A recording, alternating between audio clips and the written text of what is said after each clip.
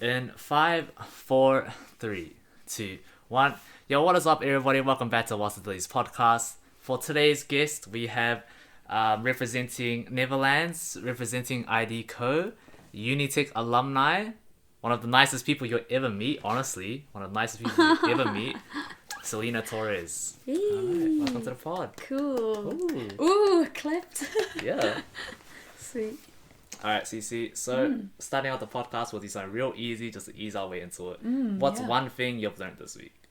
Oh, this week? Oh, it'll be just... It might be a bit deep, but I just really... Okay, I shared a little post on Instagram, like, I think, 2 days... Yesterday? 2 days ago? And it was just... this week, just being really grateful for people around me and moving with people around me.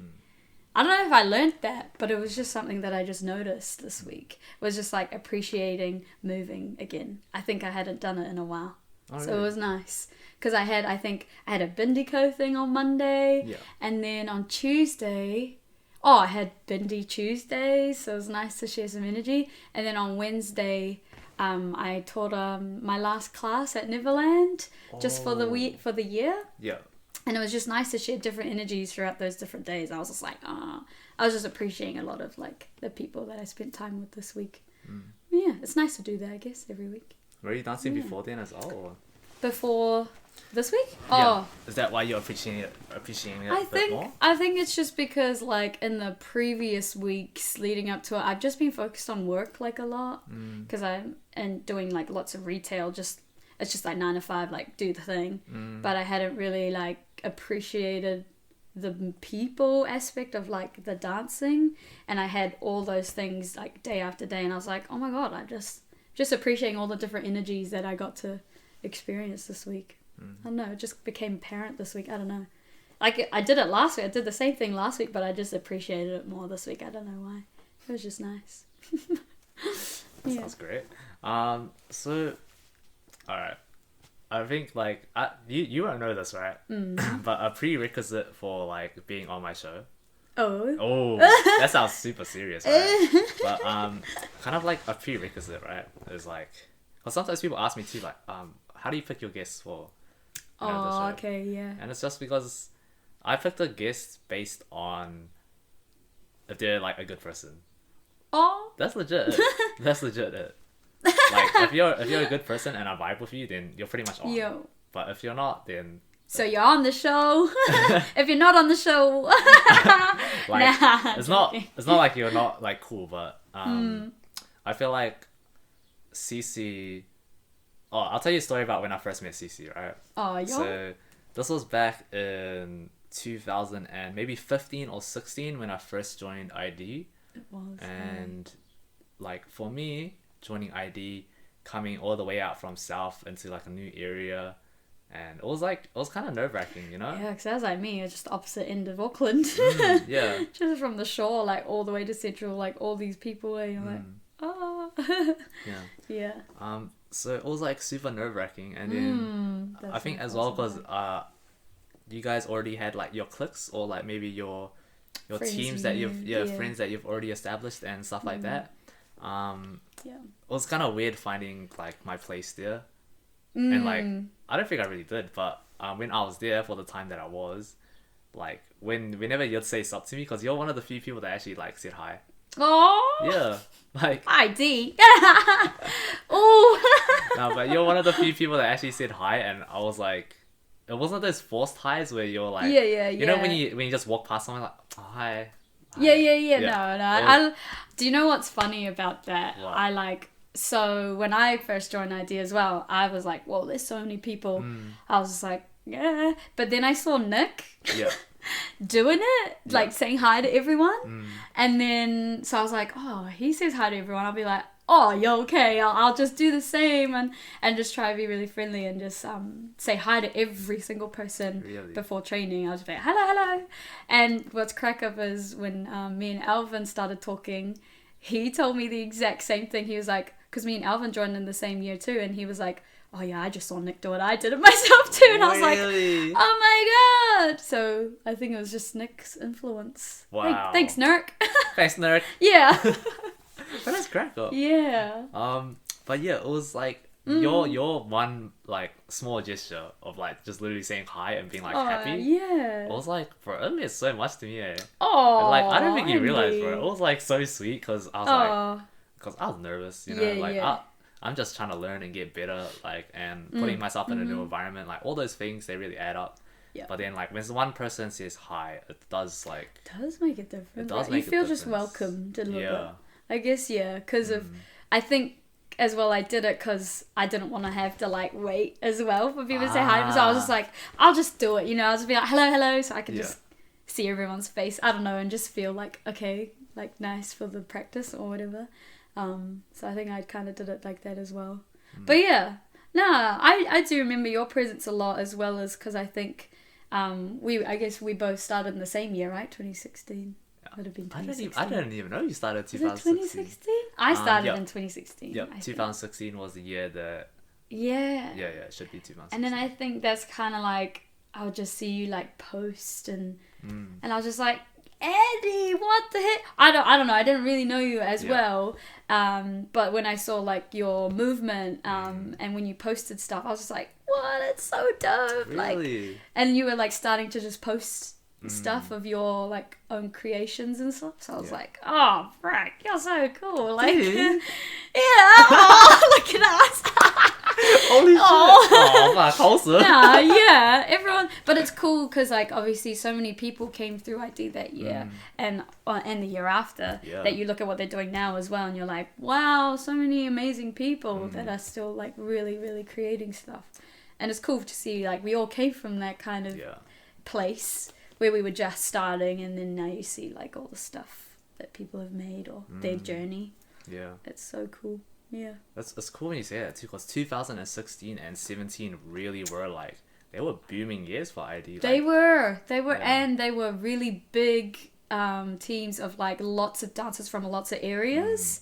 And so it was like a lot of different people coming in and we all just became friends, really, really tight. And that whole journey to go to the US was just like, so cool. Yeah, it was cool to see everyone vibe like that. Yeah, and literally see the dancer as an individual and then see where they are now is just like, that's so cool. And it's always, whenever I see anyone from that era of ID, I am like, oh, you guys have this most special place in my heart. Because we like went through, so it was just a time where I was also finding my feet in the, you know, in the dance world. And so I think it was all our same time, like all of us at the same time really finding our feet in the dance industry, I guess. So that kind of era of ID and all those people, I'm just like special bonds. Whenever I see them in class or something, I'm like, hello, but yeah, it's cool. I love that era of 2016, 2017. Good times.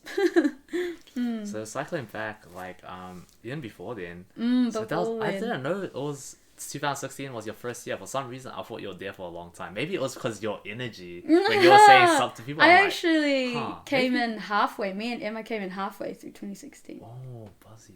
Because Indy asked us to join for Worlds, I think, and that was just the most greatest phone call. Oh yes. Do you remember? Oh and yes. Because we didn't do nationals. We just joined for Worlds. So it was a little bit even more like freaky. I was like, so many people. Was 112 doing it that year too? Yeah, we compete. That was the year one. Yes, things are starting gold to flood jackets. Back. Yes, things are starting to flood back. Gold jackets. Hold on. Let's cycle back all the way back from. From like track. 112 because people don't know. Like people nowadays won't know that crew. 112. All right, so iconic. How about like from the very first time you started dancing? Oh. All the way back then. Okay. Hello. Oh. Hello. I think they'll probably answer the phone. But should I just keep talking? Maybe wait for it to. Hello. No one is available And to we'll take cut. your call. Please leave a message after the tone. It always does that. Hey. Bleeper reel. Ew. There we go. Okay, so 112. Oh, when I started? Yeah, like okay. where you started and then how it ended up like here. Okay, so if we're going beginning. Yeah. So I actually started dance when I was 5. And so I started ballet, and I actually started because my best friend from primary school, her name's Grace Hall, and she was my bestest friend and throughout the whole of primary and high school. And she actually started dancing at this random studio in Northcote. And then I was like, oh, I want to do it because she's doing it. And then I think she just didn't really like it. Really? But Wait, I like dancing, fell in love or- with it. Yeah, because it was both of our first year Oh. starting to do ballet. And so then she got me into it, but then I ended up continuing, and she left the year after, and I just kept going, and I just fell in love with dancing. So I started with ballet like that. And then the studio I was with when I was like 10, they shut down. And then I found Neverland, which was LDD at the time, was L'Académie de Dance. LDD. LDD, way back in the day. What a name. Some people know it. Yeah, it's quite a L'Académie de Dance. It's quite a long one, so we always shortened it to LDD. And so then I really started my dance journey there. I started picking up jazz. And then I started picking up contemporary, and then by the end, when I was like 16, I was doing like ballet, jazz, contemporary, hip hop, and that was like my go-to. Wait, I'd so go you to started school. at 5, and then Started you at 5. stuck with Neverlands for how long? So I started Neverland when I was 11. Oh, 11. 11, and Yeah.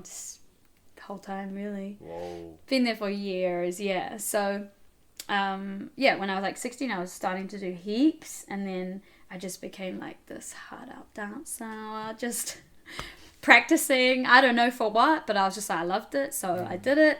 And then by the time I came to 18, I was like, oh, I don't know what to do. I actually did the internship, so it's like a teaching internship with Neverland, and that was awesome. I loved doing that, and I got to learn how to be a teacher. And so the year I started, no. So then I was like, oh, I'm 18, I don't know what to do. Yeah. My mum suggested, she was like, oh, if you want to continue dancing, why don't you go study? And I was like, yo, okay. Wow. So I auditioned for Auckland Uni and Unitec. I ended up going with Unitec. Just, I don't know. I think I just did. I think in their curriculum there was like more dancing involved. So I was like, oh, keen. I don't want to like write that. So I went to Unitec, and it was also my first year of teaching. So it was a struggle because I was in uni. I was like juggling uni and teaching, and that was just a lot. All my uni friends would be like, yep, Cece would always just be in the back room just making her choreography for teaching, then go straight. But that was literally my life for 3 years. Uni through the day, make some choreo, go teach it every single day. Bro, that's insane. And I was like, I was just like... Wait, so you were teaching every I was teaching. Oh, maybe not every single day, maybe a few days a week, but then I was also still dancing my own classes as well. So I was just like, I don't know how I did it, to be honest. Even then, like, teaching to make choreography and to teach, that's like 2 separate jobs almost. Yeah. So I holy. was just like, I don't know how, honestly, I don't know how I did it. Bro, you were just like juggling everything. Yeah, it was a bit hectic, but I did it. It happened. I'm actually really grateful I did it because, I had never worked so hard in my life. I got really fit though, you know. And then in my last year of uni, 2016, that's when I started ID.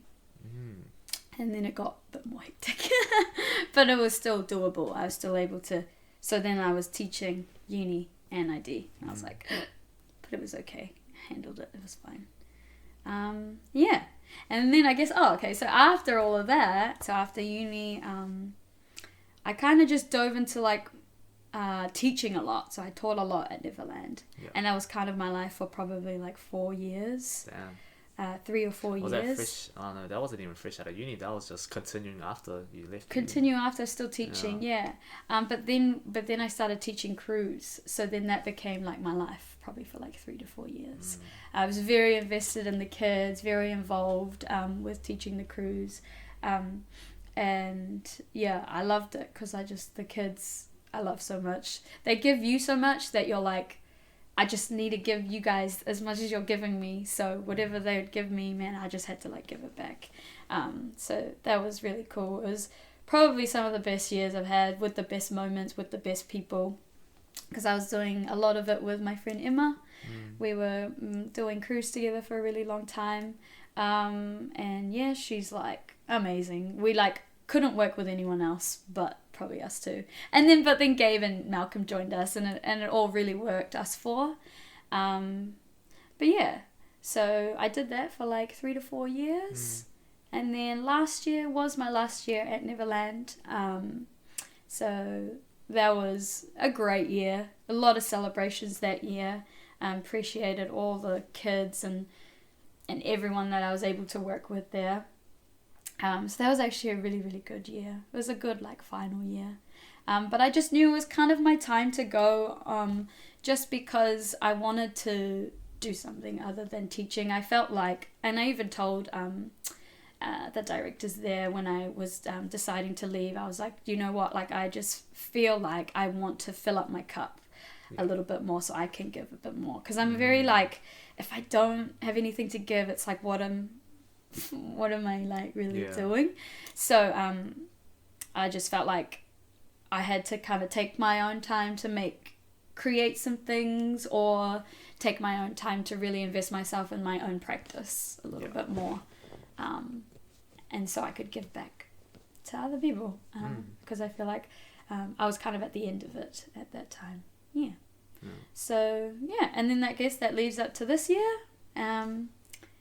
It's been a really nice creative year, but at the same time still able to like put in practice kind of the things that I've wanted to do. It's been a very like self journey this year. It's been really nice. So yes, that's my whole Torres journey. So your time with Neverlands. Your time with Neverlands. How was that? Like what happens at Neverlands? Because I don't think a lot of people know what goes on there.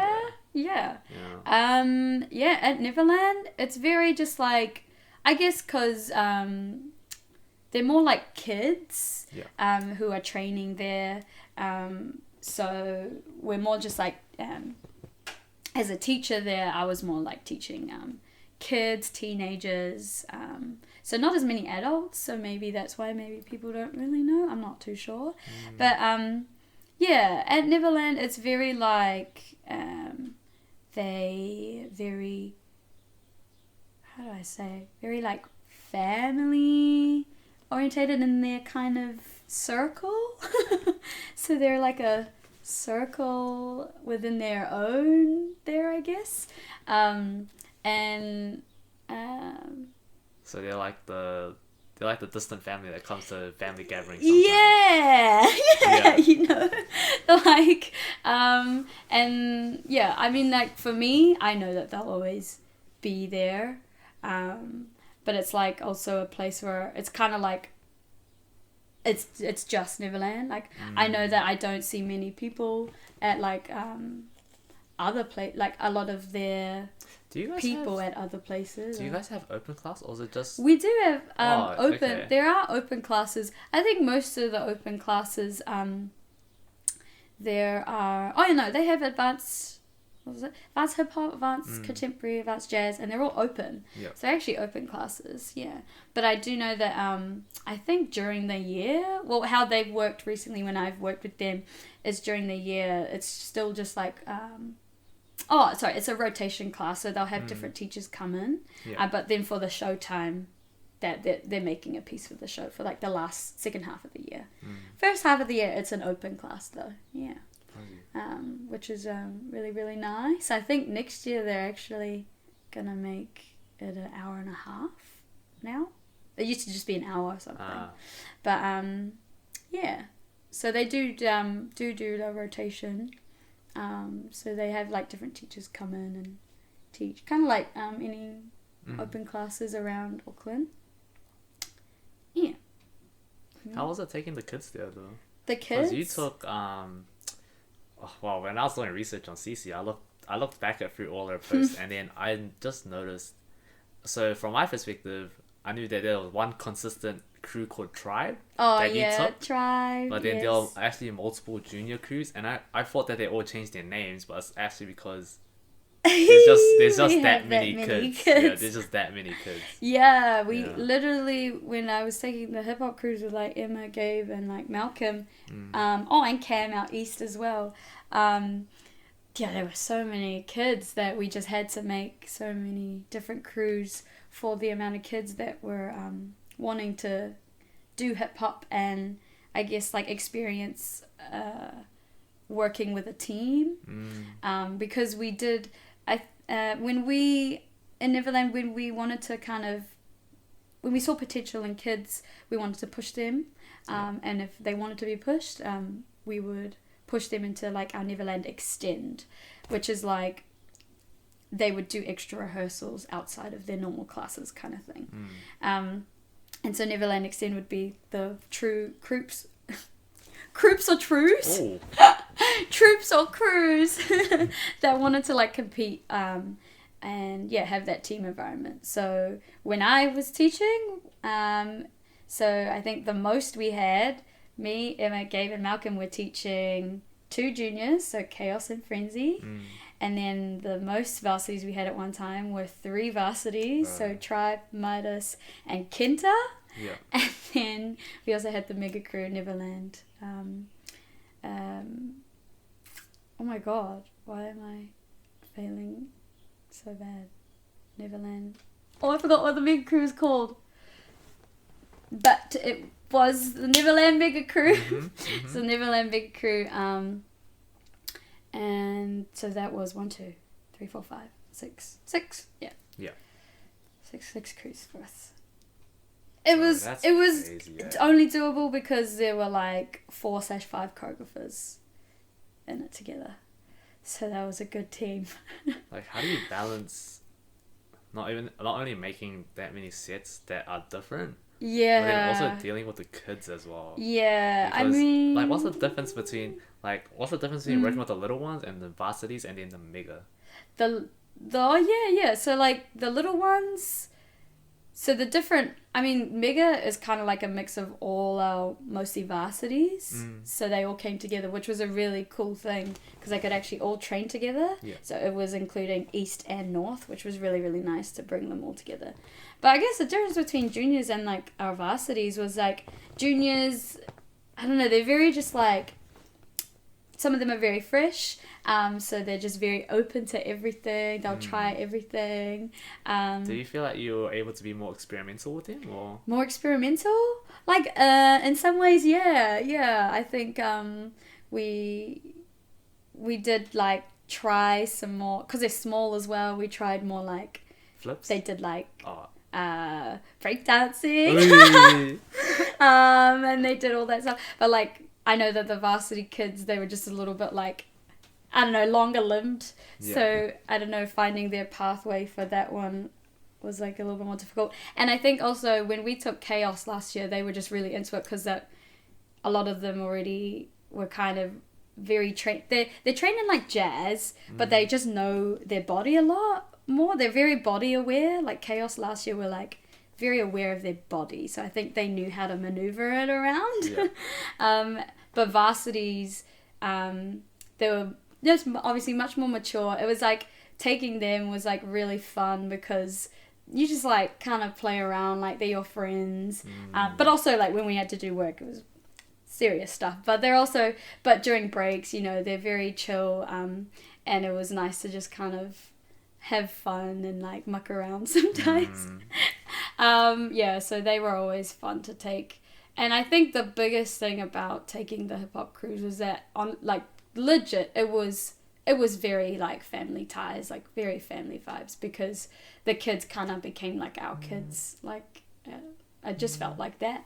I know a lot of the time for like me and Emma, Malcolm and Gabe, we did really feel like they were like our kiddies. So I have a lot of love for those kids because even if they're still growing up and doing all their own thing, like they'll still have like the most special place because I'm just like, oh man, we went, you know, when you like go through stuff together, you've been through a little journey together, it's just like, yeah, I'll always remember that, you know. Kind of like ID, you know, we'll always remember that.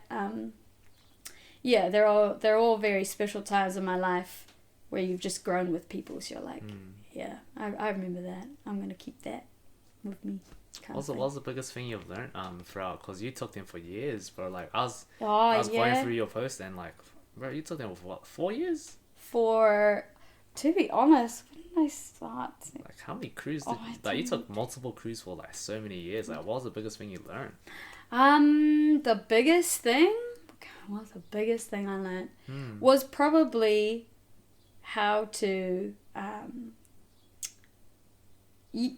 the energy transfer probably was the biggest thing for me. Like just the fact that they get kind of, I said before, like when they gave me something, I just knew I had to give it back. Not knew, but I just felt like I had to give it back. And I think that was kind of when I started really realizing like energies of people and how to be a positive, I guess, like role model for the kids. Because it was never put on, like it wasn't like a prerequisite, you've got to be a good leader.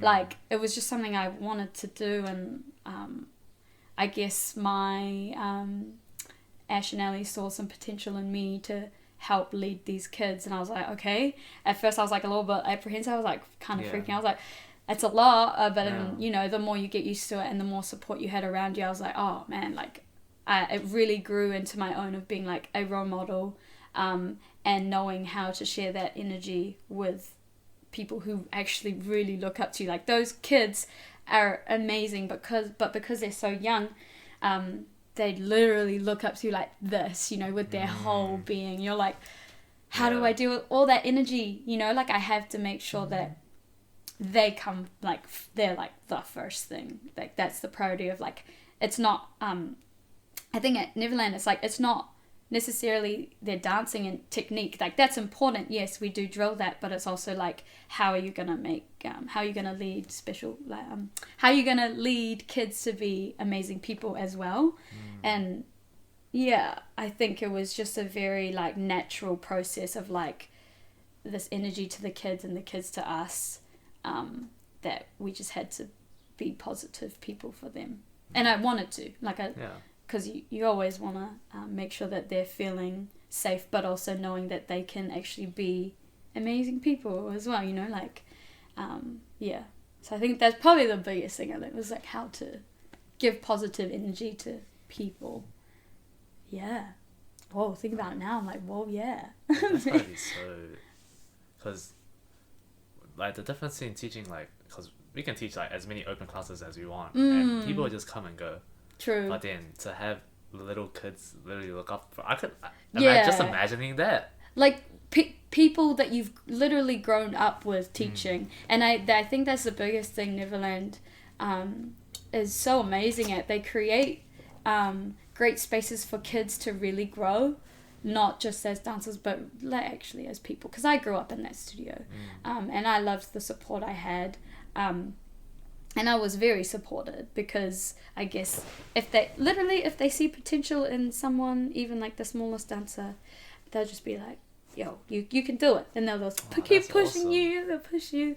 And I think that is why I did stay there for so long, because I did feel supported, but also I did feel like I wanted to give it back to the kids that were coming up, and now they're still growing. Obviously they're always growing, but they're growing like Roby's like this high, and they're all growing, and then now I can really see them blossoming, and maybe one day they'll kind of give it back as well. Actually no, I do see in some of them are becoming teachers now at Neverland too. Oh, wow. Like Amelia, she's becoming a teacher. I used to teach her when she was really little. And now, so she's going to be teaching. She taught this year. She did amazing this year. So it's kind of like this kind of back and forth of like sharing with people, but just making sure it's positive, I guess. Damn, circle of life. Holy. Circle of life. That's a weird... Oh, man. It must be so weird seeing him like... Oh, man, it's such a weird thing to say, right? Like seeing them go through puberty as well, like they fucking like these kids shoot up. Yeah. Oh man, like every time I come back, like even so we took Chaos last year to Yeah. Worlds, and so yeah, obviously I was used to seeing them like this small, and then when I came back this year after some time, I was like, oh my gosh, they're all like past me now. Like this girl Fern, she used to be like maybe this high, and now she's like here, and I'm like, oh. You're 12, right? 13? You're 13. No. But I'm like, oh, yeah. Or like kids that I've always seen, or that I taught from like Tribe. The very first Tribe crew was like Hane and stuff. And then now that I'm seeing like Hane, I'm like, ah. Or like Amelia, or yeah, there's a lot of those girls that are now out and about doing amazing things. So yeah, it's so cool to see them grow as well. Yeah. Bro, it's crazy too, because like I think Hane stands most to me because she's Asian. Yeah. It's just like, bro, you don't see Yeah, that you many know. Asians like Killing the game. She's killing the day. bro, you don't see that many Asians dance, right? Or do you? Because I don't. I personally To be honest, in New Zealand, maybe not as much. Hey, I don't know. I feel like I see it in America. don't. Yeah, for sure. But like here, yeah. it's like the only person that I see regularly is like probably like William Edichai. Yeah. Like, Asians that dance. I'm like, yo, what's up? You're one of us. But then it's just always cool because it's like, oh man, that's really cool to just see someone that's kind of like us that do it. Oh yeah. Representation. Of course. Yeah. But okay, so that was your kind of journey with teaching. But what about your journey with Crews, bro? With Crews? Yeah, like with just like you. Like me in Crews. Yeah. Oh yeah. So like ID and stuff. Yeah, where'd you Okay. start? Okay. From the start. From the start, Cece. We want to know. The people want to know. Oh man, okay. So I started doing hip hop crews with Chanel. Do you know Chanel? I don't know Chanel. Chanel August? You know what's crazy though? You have like some. You have some really attractive friends. Oh! Legit. I'm looking for your feet. I'm like, bro, fuck Cece, bro. You can't. Oh, yeah, they look good. Yes, all my friends are beautiful. Chanel, she was a hip hop teacher at Neverland for a while, so she started my hip hop journey really with Crews. Yeah. And then so I started in a crew. It was called Stereohype. Whoa, that's It's sounds gangster, old school. right? That sounds old school, bro. Stereohype. Honestly, no offense, that sounds better than your ID adults name. They made an adult crew this year. Oh, Descendants. Yeah, Antecedents. Sorry, Josh, but Oh. wait, Josh came up with the name, right? Yeah. Sorry, Josh, Josh I'm a hater. Sorry, bro. Oh, I respect, Andy. I respect the work, but I just couldn't. I don't fuck with the name. Descendants. Oh, honestly, that's your thing. No, wait, no, I don't know. I just made it. Oh, should we do it? Descendants. Oh. And then Yeah, Just it's every- got to, it has to. Wait. Oh yeah, so I started with Stereohype. yeah. Yeah, Bro, that varsity. sounds so It's my cute. varsity days. And then actually no, I think my first I haven't up there. I did IQ adults. Okay, this is like IQ adults. I was in the adult team randomly. I think I was like 15. But then it was just our first year competing at SDNZ. And we were like this jazz kind of crew. We were still very jazzy. But we were just kind of, I guess, trying to do hip hop and just trying to see like what we could do in the hip hop scene. But yeah, so I actually started with a crew called IQ Adults. Was it under Neverland? Yeah, it was still under Neverland. Wow. Yeah, all my crews started from Neverland. Who comes up with the names? I'm not gonna say. Who comes up with the names, guys? I don't know. Okay. Yeah. And then IQ Adults, and then Stereohype, and then I think after a while we went through a couple of different teachers. So we had Chanel, and then we had Jordan. Oh, I love Jordan. Do you know Jordan? I don't know Jordan. Jordan, he's a dancer. He's Oh, he was in Odyssey. Oh yes, Jordan. Yeah, I know Jordan. Jordan, Yeah. So yeah, he came and taught us for a bit, for like a year or two, I think. And that he actually took Chaos to Worlds one year. Wow. I think. Well, yeah. So he was so awesome. We loved Jordan as well. And then I think after Jordan, it was Indy.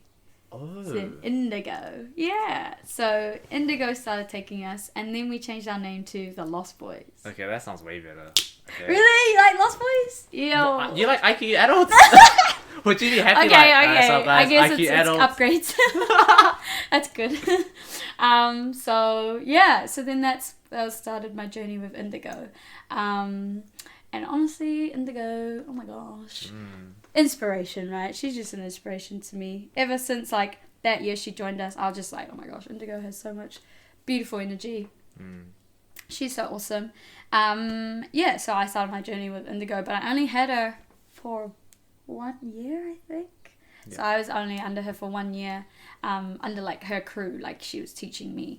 And then after that, I started teaching a crew after that myself. I was like, oh dear. But yeah, so then I had Lost Boys, and then I just didn't compete with crews for a while. And then 2016 rolled by, and Indigo gave us this call. So I was in uni, and she called me and Emma. We were on this group call. I was like, what's going on? And she was like, hey guys. And me and Emma were both like, okay, this doesn't usually happen. We were like, hi. And then she was just like, so how would you guys feel if you guys went to Worlds? And we were both like, hey. And we were like, what? And she was like, yeah, so Josh has asked for more like girls to join, and I wanted you guys to come join. I was like, me and Emma were both like, no way, like, yes, please, like, we would love to join. And then that's how my journey started with ID. So then I started coming in and being with the crew after that. And then ever since, I've been with ID ever since 2016. Yeah. Yeah, that call was just like, oh my God, because we've always just like wanted to see and go to Worlds, you know, it's just a goal, like, and so when we were able to do that, we were just both like, no way, thank you so much, you know, and especially because we weren't in the original team for that year, so we were really appreciative of the spot, and we were like, oh man, like, thank you so much for thinking of us and for like, you know, getting us there. So yeah. Bro, can I ask, did the other girls feel salty that they didn't get out? Who? Oh, I'm not sure. Oh, because like the original crew was 112, right? Oh yeah. 112. I don't know. I think because at that point, I think because at that point, Emma, I don't know. We were quite all us three were close. We were all quite close. We obviously became way closer as well throughout ID's journey, but I don't know. I think Indy just. She rang us too. I'm not sure. And we've always, we were also, at the time, I was training some crews, and then Indy was training some crews, and then Emma was also helping train some crews. So it was kind of like us three. So it was kind of like, and so I think that's why she gave us a call. Yeah. I'm not sure.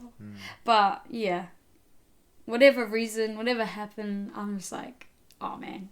I'm so grateful, because now that I'm also with ID, I'm just like, yeah, it's just been such a cool journey as well with ID as well. So yeah.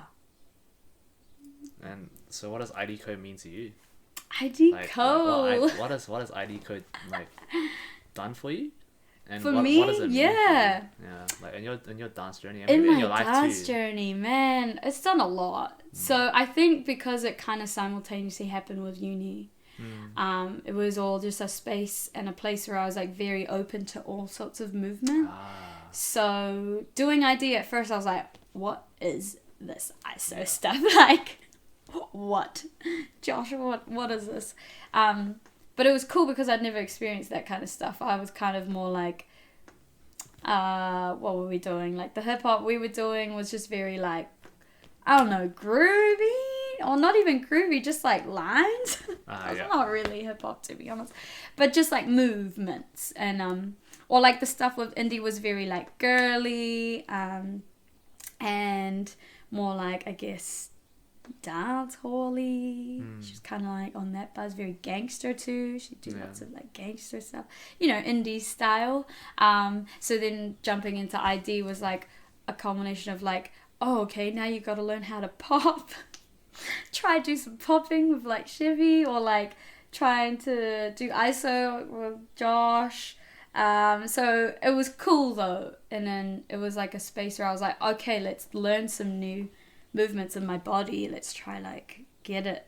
But yeah, obviously the more years I've spent with ID, the more comfortable I've gotten with moving my body that way.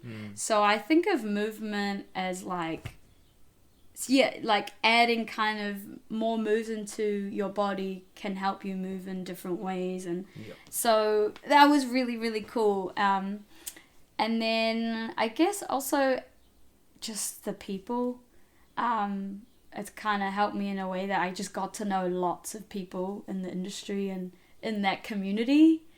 And it's ID's so community based that they just know everyone. And everyone and anyone has kind of ties with ID or has been in ID, and so I just got to know a lot of awesome people and friends that I still have now. I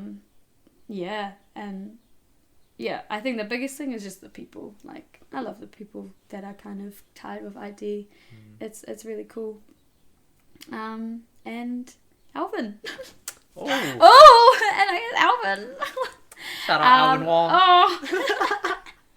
Well, no. When we first met, we were definitely just like friends. I actually didn't really talk to Alvin that much when we first started ID. Can I ask you a question? Yeah. So, does the song LMI Boot Up remind you of anything? Boot Up. Does that remind you of anything? Okay, when we did that collab though, we were definitely friends. Yeah. Just friends. Can I just remind you of the caption? My brother. So there was, maybe it was 2 years ago, maybe? I can't remember. But I just remember there was a collab set that they did to Boot Up by LMI. And the caption was like, my brother Alvin Wong. I'm like, okay, sweet. And it was the bro. It was the brother. And then a few months later, it's like, alright guys, we're dating. It's like, oh, yo, my brother. See, a few months later. Nah, like that collab, I don't know why, he was just like, yo, this is a cool song. We were doing a musical together. Yeah. And so me and him, but also like Cuba were involved. City of 100 Lovers? City of 100 Oh my god. Is this not foreshadowing? Foreshadowing. Oh my god. Right? It's just like a love story came out of that, right?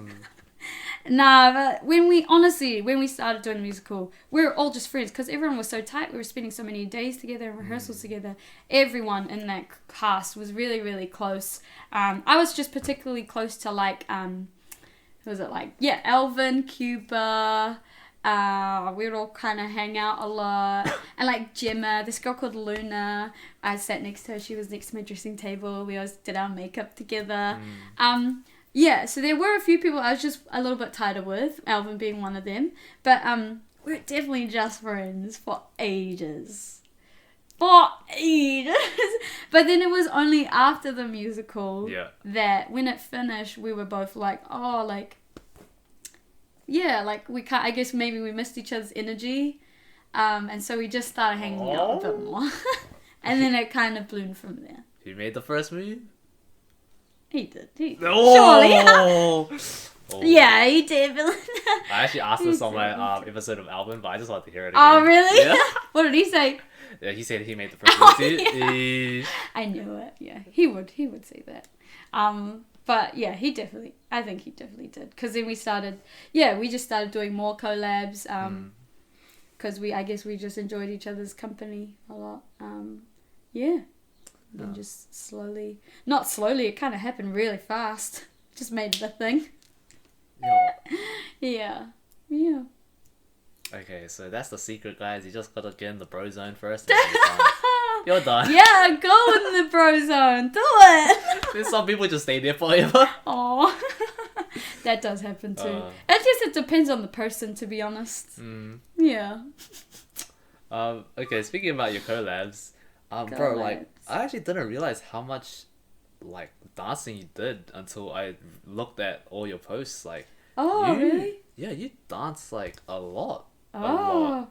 More than I've seen, like, most people dance anyway. Oh. And you've done a lot of things. Like, so many shows. I feel like I haven't. Oh, really? Yeah, show-wise, maybe. Only because I've been teaching, maybe. I'm not sure. Bro. Well, at least from my perspective, it looks like you've, like, been working so much, eh? Like, whenever I see all your posts and, like, all the long paragraphs too, I'm like, damn, bro, like, Cece's been at it, since like the get-go. Oh. And I'm cycling back through like not 2020 or 2019. Like I'm going like maybe 2016, all those years, and just like Yeah. That paragraphs was on those were some paragraphs. good years though. Some very Holy. good years. Whole paragraphs. Yeah, so from all that I like to experience write a of lot. like kind of throwing yourself into like the Yeah. deep end. Sorry, did you say that? Oh, throwing yourself into the deep end. Oh, deep and, end. And like Oh, doing yeah. all those shows, all those experiences. Like what have you learned that's been like really important to just kind of maintain yourself? I think biggest thing Mm. that I've learned through all those years of doing stuff like that is just that like everyone has their space in the industry. Like I think a lot of people don't know that, but the biggest thing I've learned is if you know what you want to do, you have a space there already. Like if you have a vision, then you got a space. Some people feel like shunned or left out from like an industry or something, but honestly, if you have something that you just want to put out, you have a place. Like, and I think yeah, maybe a lot of younger people are trying to find their way in the industry, but bro, they're already like killing it because they do have something to offer. They're like really dancing, they're training lots, and that's their thing to offer. Or like if people want to be a creative, then that's what you have to offer. And actually, this wasn't a thought from my own, because this woman, very lovely woman called Sarah Foster. Do you know Sarah Foster? She's a contemporary choreographer, and she was one of my tutors in my last year of uni. She told us, because we were all third years, and I guess we were going into the industry now and being a professional dancer. She's like, you know what? All of you, she literally looked at all of us in the eye. She was like, all of you have a space in the industry if you want it. And I'm like, that was really powerful for me. And I always like carry that with me ever since uni, because I'm like, there are times where I dipped in and out of like, oh, I don't belong here. Like, this is not for me. Or like, the industry's not for me. But I did find ways that I was like, no, actually, no, I do belong, and I can have something to offer. Because if you have something to offer, and if you want to be there, and if you want to offer things to people, then it's always there. I think that's the biggest thing I learned. It's just that there is a place for every single person. Because I think some people feel like there's not. I don't know. I get that vibe. So what do you think your place is? My place? Or what do you think your role is? I guess I think it's like kind of changing sometimes, but I have a goal that I want to help people realize just that. Like, help people realize that, if you can, if you're an aspiring dancer who wants to do professional stuff or just dance and create stuff, then you do have a space for that. And I talked to my friend Keisha a lot about this, and we wanted to do this whole thing of like making workshops for people or providing pathways. Like, I just want to like provide those pathways maybe for younger people who are maybe not wanting to study but trying to find their place within the industry and the community. Sorry, I keep saying industry. I don't really like industry, that word. Community. And so, I think that would. It's not my place right now. Or I don't know. I guess maybe I'm trying like in very small ways, but it's also just like a big goal of mine to maybe one day set up a workshop or something for like younger people. Because when I was first starting, I was kind of struggling through, kind of weaving myself through, But if that can kind of be more apparent for like younger generations to kind of really get into the community and get into their creative side, maybe. That would be dope. Fuck, that would be dope, bro. I'd love to have that workshop when I was like... it's just like 18, something... fresh out of thing. Like, I'd love to have a workshop like that. Something that, like, I didn't have when I was kind of first starting. Or, like, I didn't really know about. Maybe there are stuff out there, but it's also... I don't know. Maybe not as approachable, or I'm not sure. Or maybe I just don't know about it. But it could be cool. Like, that's just a goal of mine to maybe help create these pathways for people. Or I just see so much potential. Even just like with ID this year, so many of those like I want to say kids, but they're not kids. They're not kids because they're like creatives themselves. But so many of those younger people, like in Young ID, oh man, they have so creative, like, but people just don't see it, but I want people to see it. Yeah. They're so cool. Yeah, it would be cool to just maybe if they had the right support and leading into the different places they could really like go for it. They actually have lots of support, to be honest. Yeah. So I think they're just finding their way through the community. But yeah, be cool to keep supporting them and everyone with their creativeness. I'm all for like creating things. I love training myself though, but for me, what I would love to push for people and to help people with is their creativity. Yeah. And creating content or anything that they like as movement. Because I'm a very holistic person. I'm like, movement's movement. I was like, yeah, I like to move. Yeah. And if it feels good for you, then that's dope. Go run in that direction. Yeah. Dude, that's crazy. Yeah, really a nurturing personality. Yeah. Oh, thanks. I think it's because of my time with Neverland and the kids. Legit probably shaped the way that I want to like give to the world, because I enjoyed that so much that seeing potential in younger people, or like actually not even younger people, anyone seeing potential in anyone, I just want to like support it as much as possible, because they do have potential, or they have something to give, but maybe they just might be a bit apprehensive or shy. Because I've been through that, just like wanting to give like as much love so that they can actually bloom into something that they're proud of, So And honestly, I even see a lot with my friends as well, like friends that are my age as well. I just want to keep supporting their movements and their dancing because it's important, because I don't want to like lose dancers. Like every day we grow older as adults kind of become more like, oh, I need to earn money, or like the reality sinks in every day the more we carry on. But it's who did I have I had a conversation with Nick I think really? last weekend, and I was just like, we were talking about how we were just like catching up, and then I was like, what are you doing next year? He's just like, anything and everything. I'm like, bro, you're so like nice to talk to, because he's also I feel like a very energy kind of person, like receiving energy person, and I think he just does his own thing, which is so inspiring. And I'm like, that's so cool, because a lot of people don't know that you can just do anything you want. You don't have to follow a certain curriculum of things just because that's just how it is. Like, you can just create and dance if you really want it.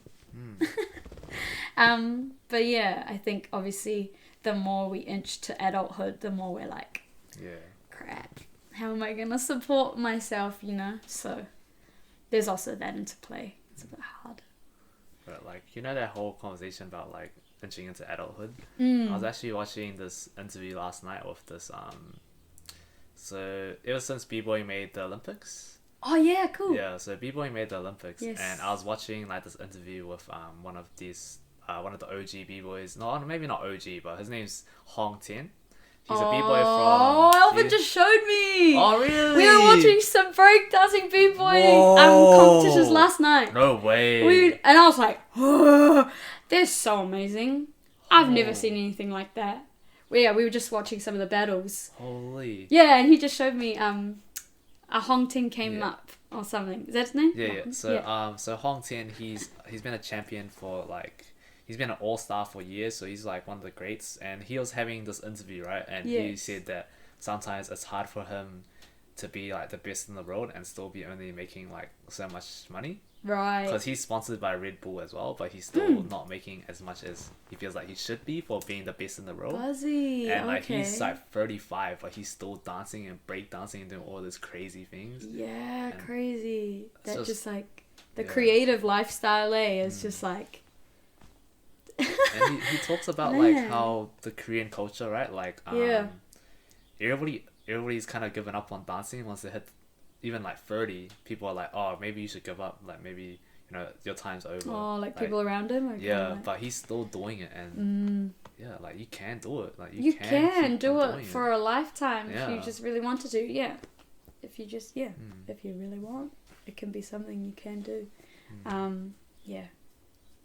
'cause that whole thing of like, it's like money or or passions, you know, like, or a balance, up to you. Yeah. I like how you mentioned too about like ID and how like creative the kids are, because ID do breed some beastly dancers, and I used to think that, because where I'm at now, I don't really see myself being a team anymore. Like I'm like, oh, maybe like a team's just not for me. And then like I was trying to think, oh, who would need teams, right?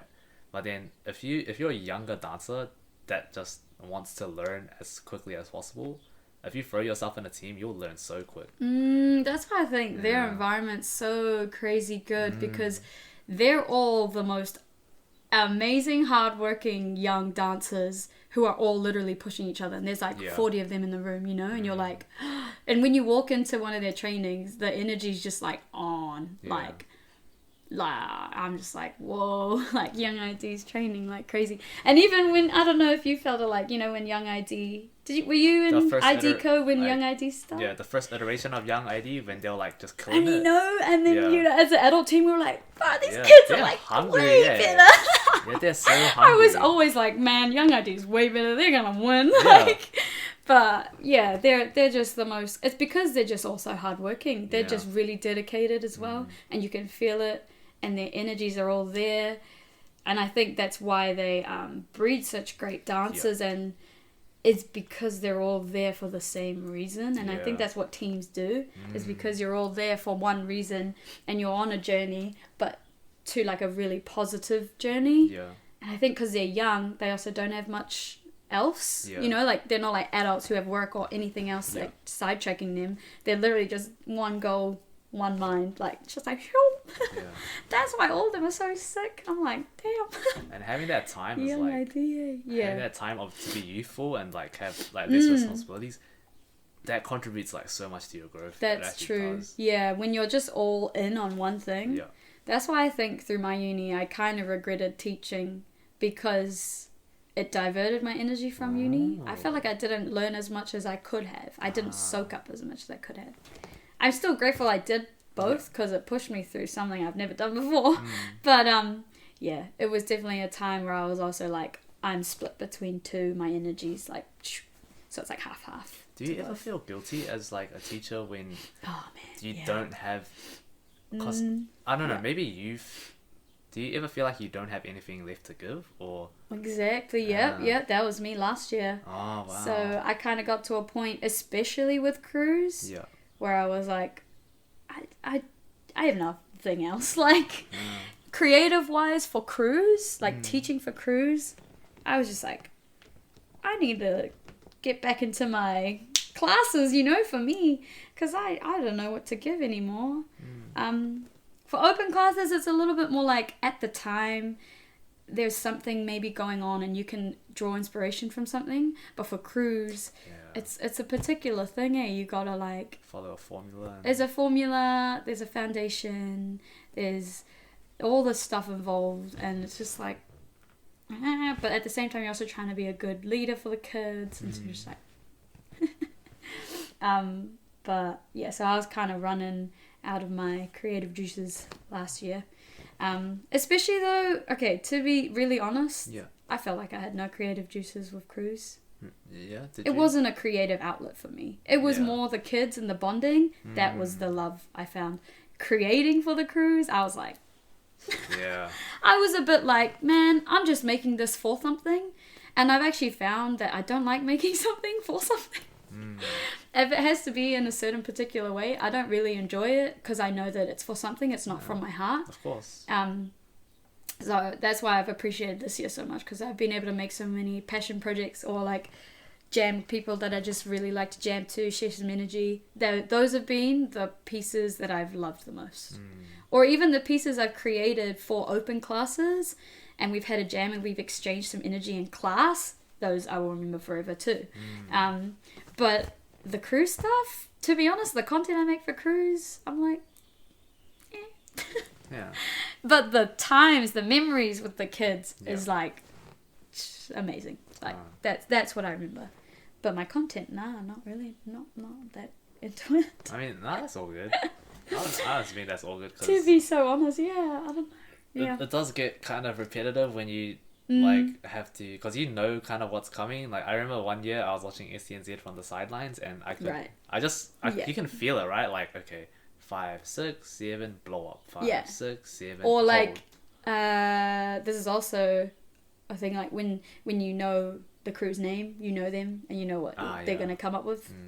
You're like, it's lit though. Like some of the stuff is lit, like, but it's also like, everyone's got their own little thing, you know. Oh no, that's exactly what I wish would have happened with your IDCO show.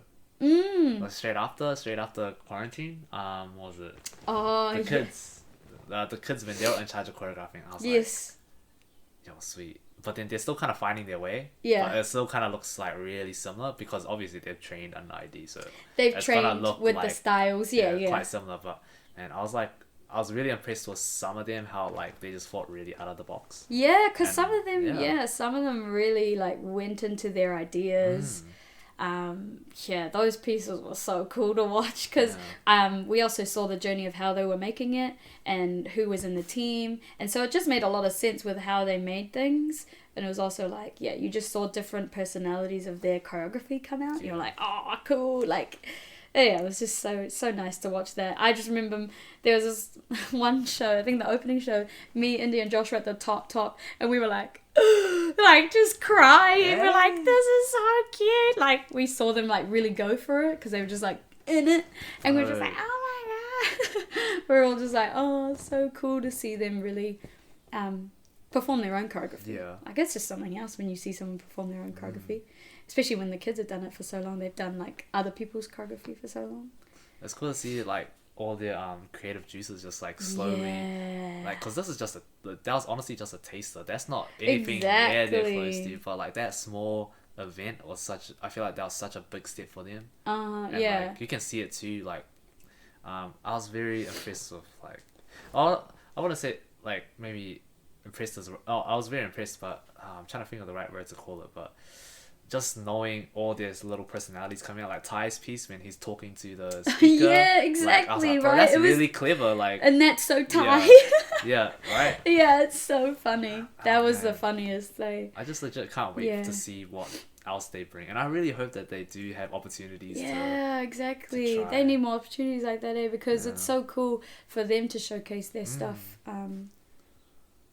I guess they can also do it themselves, but they just need that confidence too, to be able to showcase it, because they all got so much potential.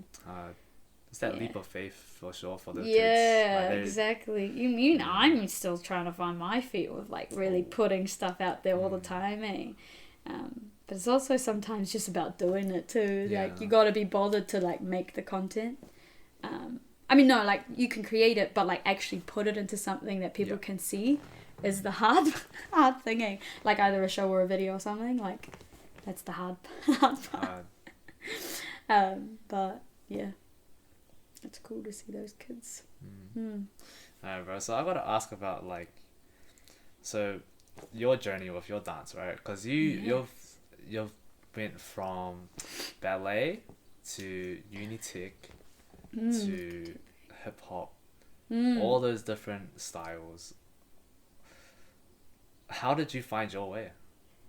Like my own. Yeah, how did you find your own movement? Because whenever I watch you dance, cool. Like, I remember back in quarantine, you uploaded a few freestyles, and I was like, whoa. I feel so happy when I watch you dance, because when I see how you move your body and I know how hard it is to do what you do, I'm like, man, dude, I'm so happy when I see you dance, because I feel like you're so amazing. I appreciate it. I mean, okay, to be honest, it's just like, so now I've kind of gotten to the point where I'm like, movement is movement. I think I just said it before, like, I'm very holistic. I'm very like, if it feels good, it feels good. Yeah. And I think that's just actually low-key in the back of my mind just been something that's just, cool. That's just what it is for me. But I mean, throughout the different stages, so when I started with ballet, it was very like, okay, I'm just learning how to move my body, but I'm so glad I went through those technical phases, because I got to be very aware of where my body can go, and it was very like Pilates based with the jazz, so I was very like, okay, core, out. Go from my core out. That's what Ash used to say to me, my teacher back then. She's like, go from your core and then everything else can be here. That's helpful. Yeah, it's really helpful. Like this, I'm so glad I know how to use this. Yeah. And then I went to Unitech, and that was like, so I knew how to move my body, but creatively I was like stuck. I was like, how do I freestyle? I've never done freestyle ever, you know? But contemporary opened my mind to like what movement can be, and I was like, I was just like, what? You can move without music? You know? I was just like, oh, okay, cool. So they literally opened my brain. So it's like Neverland opened my body, and then like contemporary Unitech opened my brain. And then I found from uni, I was like, okay, movement and dance is a connection of your mind and your body. And it's like, that's beautiful. Like, because literally movement is anything. Dancing to me is anything. Like walking. But as long as you've got a connection of your brain to your body and it's like conscious, then that's dancing to me. Whereas if you're just walking, you know, you're a little bit you're not that conscious. Oh, you are, but you know, you're kind of just like, okay, I'm walking. But like if there's like this intention to me, then that's dancing. If you have attention that you are dancing and you're moving from your brain to your body, then that's already dancing to me. And so I enjoy watching that. I'll enjoy it if it's dancing. I'm like, yo, amazing. So I think I sidetracked. What was the question? No, it's okay. Okay, so like, how do you find your way as like a dancer in your own style? But then also like what's the difference between like hip hop and contemporary? Like, what have they both given you? Oh, so much. Yeah. I love both of them so much because to me they're a very free form style of dancing, and I love being just free with anything, any movement. So I guess contemporary to me gave me how to move like momentum wise. I don't know if you know what I mean, but like just the easiest pathways to get to. It just like, I don't know, contemporary's a very like efficient kind of style. Like if you're doing contemporary technique, it's very efficient. Like every move makes sense to the other. And then hip hop is like the complete opposite. It's like go here and then there, and like no counts, you know? So I think they both, in terms of movement and technique wise, they gave me both of those things. Wow. So I was able to kind of do both.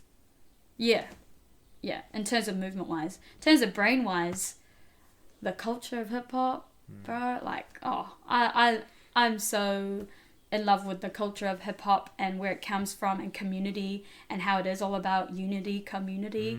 I'm so about that, and I love that about the culture of hip hop. But also, and then like contemporary, I guess I love the fact that in contemporary anything is dancing, and it's just like, it's such an open world to be able to stretch your mind to different intentions and things, or putting different puzzles together with contemporary, I guess. That's where I find both hip hop and contemporary have helped me in my own journey of dance, I guess. So yeah, I love them both so much. They fuse a lot. Yeah, definitely fuse. Did you ever feel like there was like an imbalance between like finding your own way? Yeah, there was definitely a point. I only really found it this year. Oh, really? Definitely a point where I was like struggling with like, okay, this is just hip hop, this is just contemporary for me. Because when I was in uni and doing ID, I was like, ID for me was the hip hop, and then contemporary for me was my uni, you know? So it's very separate worlds. But over how many years? 4 years now, I guess. I've just probably found a little bit of the balance for myself. Yeah.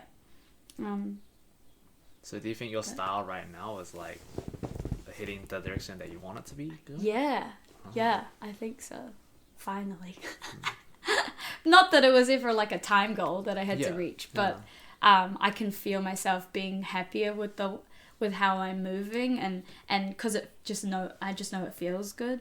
I think I just go with that. If it feels good, I'm just like, yeah.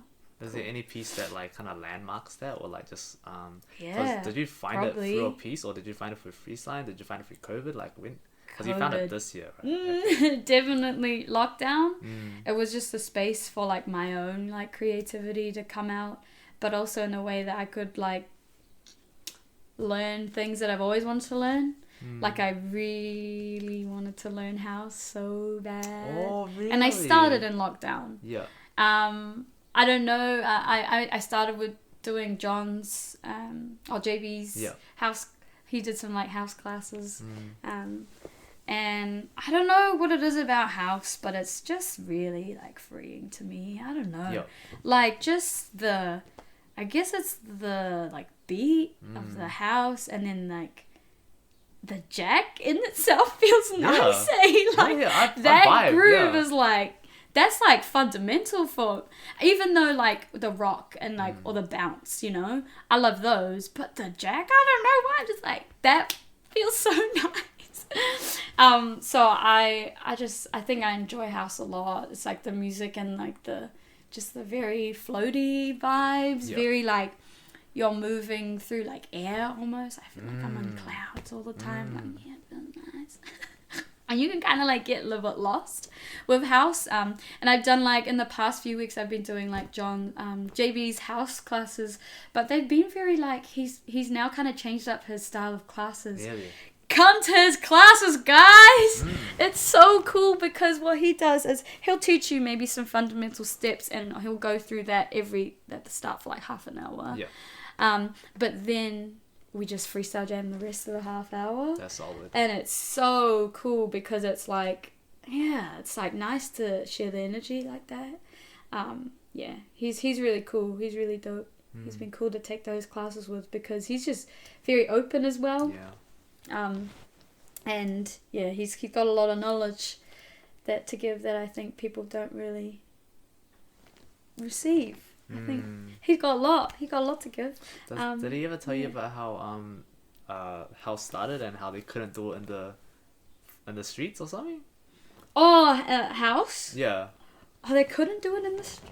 Yeah, he said that if they did it in the couldn't- street, they'd get arrested, so they had to wait for the clubs, to open. The clubs Yeah. to open, and Maybe then they that's would why go and have a jam in the club, and then that's why it's the music, right? That's where the music, and then they would all just vibe with each other in the club. I think I remember him saying that.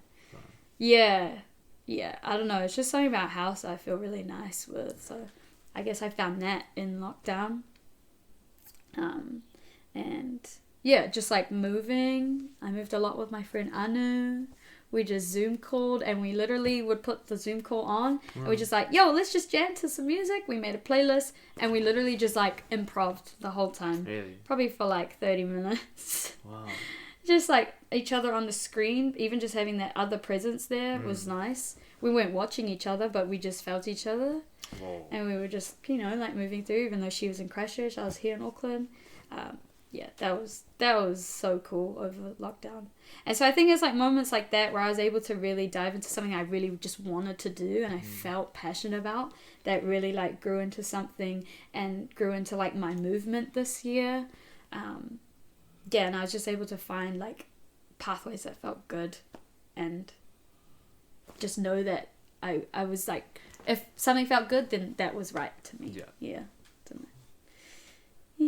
So dope. I love hearing these stories because like every time a dancer finds their movement or finds like there's kind of like almost like a big change, or I don't know, they just feel like a lot more confident. I feel that you can tell when someone's really found their thingy. Because they just change and become such a better dancer, and just like I mean, confidence is a big thing because people don't really know. Oh man, I guess just when you see a confident dancer versus a non-confident dancer, it's just like it's just a world difference. And it's not like they necessarily say it, but it's just you can see it with their whole demeanor. You can feel it too. I feel that. All right. Oh, okay. What else is on there, eh? Alright. Oh, honestly, we don't have much to. We actually tackled like quite a lot. Yeah. I guess the last few questions would be, what do you think your... Oh, did we answer this on pod or off pod, did we answer the faith in God and how Oh, yeah. We were talking about it before. it plays? Yeah. Yeah, my faith. Yeah. How do you think your faith in God plays a part in, well, not just your movement, but just your life and everything? In everything in life? Okay, so my faith is very...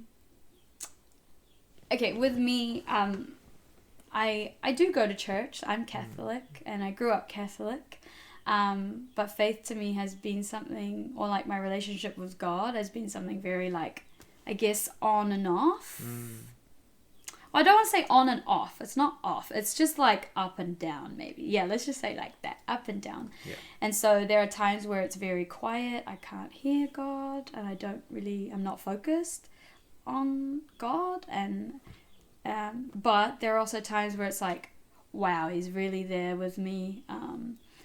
And I can give back what He's really given me. I don't know, it's very up and down. It's just because it just depends where my focus is, and I know that's kind of bad because it's like really I want my faith to be the central part of my life, but I'm also at like I'm at an on and off with it. I'm also like still trying to find whether it is whether it's what I want my central to be or not. But I've been through phases of like it has been and it hasn't. Right now, it's like not really. It's like not really my center, which I'm like maybe subconsciously I'm trying to see like how that can be in my life. Like maybe if it's not my center right now, maybe see how it's going. I don't know. But yeah, I think in terms of my faith, it's always there. And I know that God's always there. But actually, it's my practice in my religion, I think. That's on and off. Sorry. Maybe that's what I mean. My practice in my religion is kind of on and off. So sometimes I go to church. Sometimes I maybe don't go. But yeah, so I guess faith. But faith actually does play a really big role in my dancing and in my life. Especially, I think this year, I really found ways to, if I'm lost, I like center back to my faith or God. So actually, not many people know this, but the piece I made for ID, it was called Her Son. Yeah, and that was actually, I was very lost with what to make for a while. Yeah. And so when I was lost, I was like, oh, let me ask help from God. Wow. And He, honestly, that piece, just, I don't know how it happened, but all of a sudden it just became centered around God and Mary. Don't know if you know Mary. So Mary, Jesus' mother. Mary is so Jesus, and then Mary is the mother, and she's kind of like in Catholicism we pray to Mary, and Mary's kind of like our mother as well. And so I called it Her Son after Mary. Yeah. And it was also a play on words, like her son, Jesus, her son. And because in Catholicism we call the Trinity the Father, the Son, and the Holy Spirit, and so the Father and the Son are the same being. So I'm still focused on God. So yeah, honestly, wow, not many people know this, but it actually really was centered around my faith, and where I was at the time with it, because I was actually very like, I guess on and off, but at that time I was really just looking for guidance, and He literally helped me make that piece. Yeah, that piece came together like that. I had no idea. Because I started with balloons, and I knew I wanted to use balloons, and I started with a blue balloon. And I fell in love with blue this year, I think, because of that piece. And blue to me meant Mary, has always meant Mary, and mother, and purity.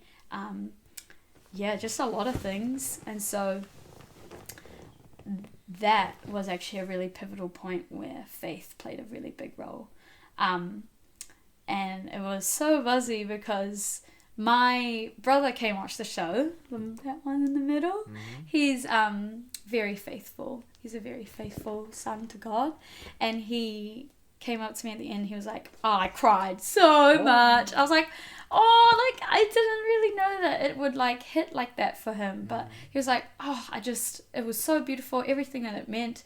Your blurb, it was so beautiful. Thank you for, like, making that one. I was like, oh. Bro, that's crazy. That was so nice. I was like, I've never really felt his energy on any of my pieces like that before. And so I was just like, oh, man, that one hit home. I was like, oh, thank you. But yeah, I don't even think he knows, but really it was centered around Mary and my faith and God. And I think that's why it just all made sense.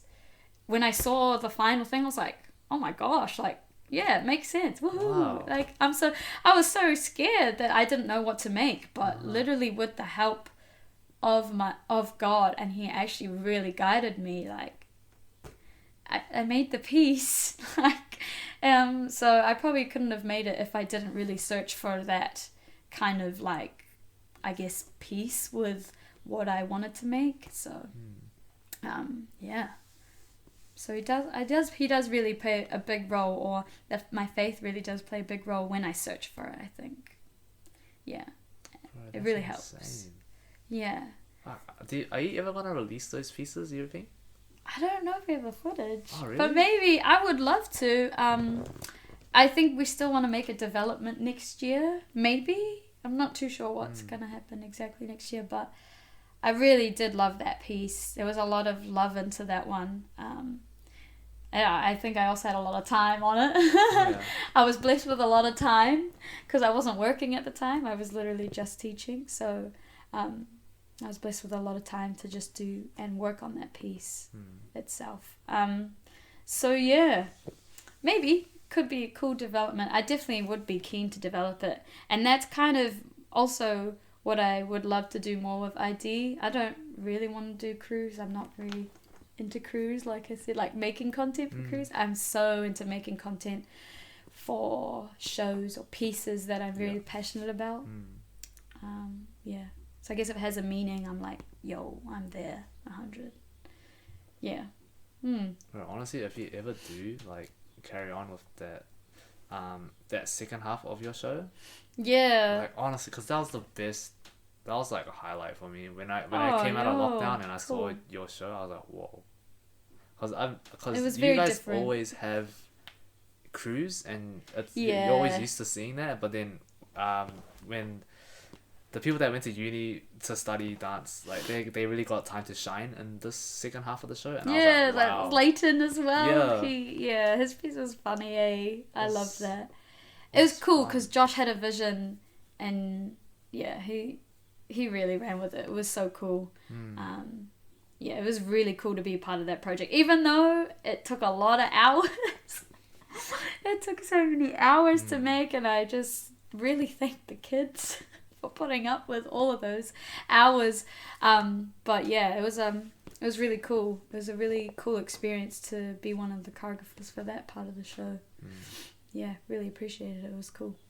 Yeah. Sweet. Alright, Cece. Man, I think we had like great episode. Honestly, like I wanted to know more about you, and because like really I've only seen you at classes, and events, and it's always been like nice exchanges, but I don't really know like much about you other than the fact that I know you're nice. Right. So it's really awesome doing things cool. like this. It's nice. Yeah. Share some stories. Yeah. Sweet, Maybe we do a podcast on you now. Oh. Turn the tables. Maybe. But I guess to clock out this episode is alright, so we do this at the end of every episode. It's called the time capsule. The time capsule is that thing. So you have 2 questions, right? Okay. So 2 versions of the same question. So the first version is if you could say something to the Cece 5 years ago. Oh. How old was Cece then? 20. 20? Yeah, okay. If you could say something to the 20-year-old Cece, what would you say?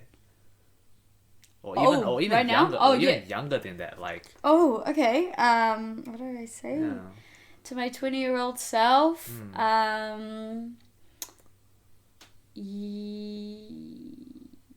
keep searching for what's making you happy. Maybe, yeah. Cool. Yeah. and go with that. Okay. And the second half of the question is, if you could say something to the Cece 5 years from now. Oh, 5 years from now. Yeah. Like, what would you want to say to that Cece? That one's harder. Yeah. My future me? What are your hopes for that person? What would you like to say? Okay. Like a small little letter, I guess you could say. Cute. Okay. 30. Oh my god. 30-year-old Cece. I want to say to you, just keep remembering what is important in your life and the fundamentals of like who is supporting you. I think that. Yeah. Because those people are amazing. Yeah. Sweet. All right, and that's honestly us. So, do you want to plug yourself, Cece? Where can people find you? Any projects you're working on? Anything in the future that people should work? Yeah, I mean, I don't know when this is gonna release, but there's a little fundraiser show. Probably not that soon. Not that soon. She's talking about like the show that's tomorrow night. Well, part of that one, but okay, maybe not that one. Well, what else is happening? Not much.